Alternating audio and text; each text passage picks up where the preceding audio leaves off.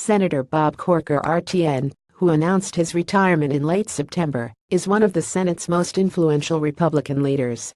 He chairs the Foreign Relations Committee, giving him a powerful voice on everything from the Iran nuclear deal to North Korea to America's response to Russian election meddling. On Sunday morning, President Trump launched into a three-part Twitter rant against Corker, claiming that Corker had begged for Trump's endorsement for re-election and only retired after it wasn't forthcoming. In reality, Trump begged Corker to run again, according to the Associated Press. At @RealdonaldTrump, Corker responded on Twitter, saying the White House has become an adult daycare center. Bob Corker, why Trump is attacking Corker. There are a few possible reasons for Trump's tirade against Corker.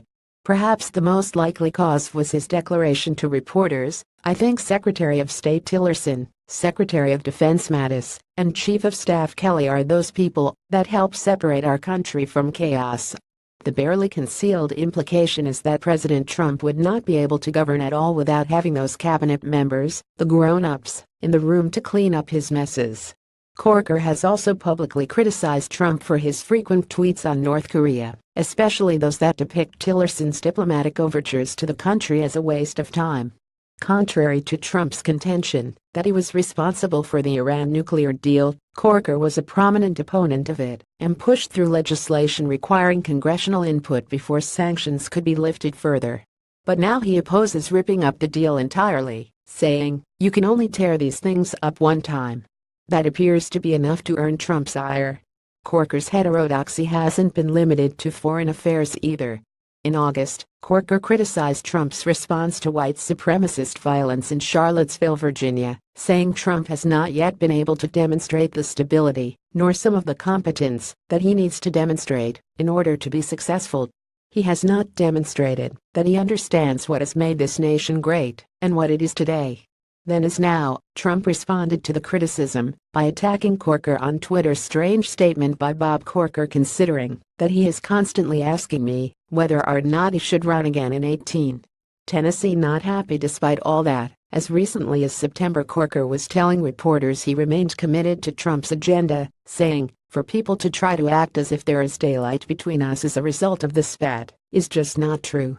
This is the worst possible time for Trump to make enemies in the Senate. The fight is quite ill-timed for Trump, given his administration's latest tax reform push." While hardly a fiscal moderate and on board for the Obamacare repeal effort, Corker has declared he won't support the tax reform package the Trump administration and congressional Republicans are putting together if it adds 1 penny to the deficit. That makes Trump's decision to antagonize him politically baffling, to say the least. Without Corker's support for a package, Trump would be down to only 51 Republican senators supporting a tax plan.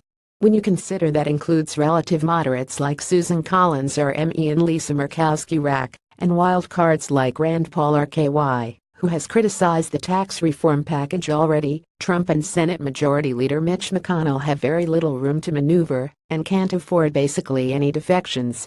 Under such conditions, the normal political play would be to avoid antagonizing any potential GOP opponents of the law, to keep them all on board as long as possible. It seems Trump has chosen a somewhat different strategy.